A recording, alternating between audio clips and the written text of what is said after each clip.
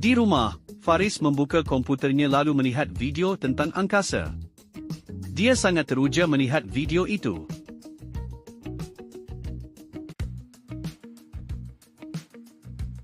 Setelah melihat video tersebut, dia membuka televisyen dan menonton video pembelajaran.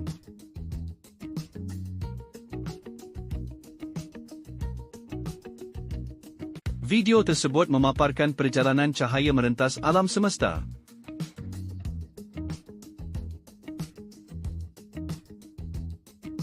Dia menukar siaran kepada masa cahaya matahari sampai ke bumi.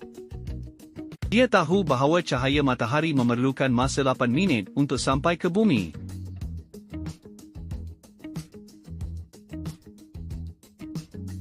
Selepas itu, dia menonton video yang terakhir iaitu cahaya untuk internet.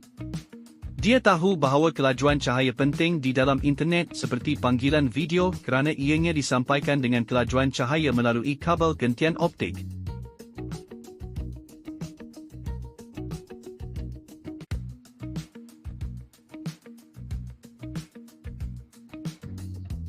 Selepas menonton semua video tersebut, dia keluar dari ruang televisyen dan masuk ke dalam biliknya.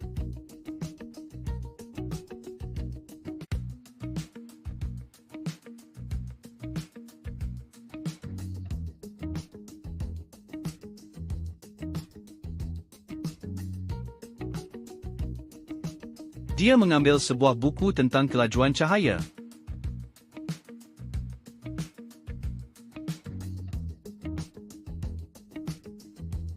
Akhirnya, minatnya terhadap kelajuan cahaya dan angkasa semakin bertambah.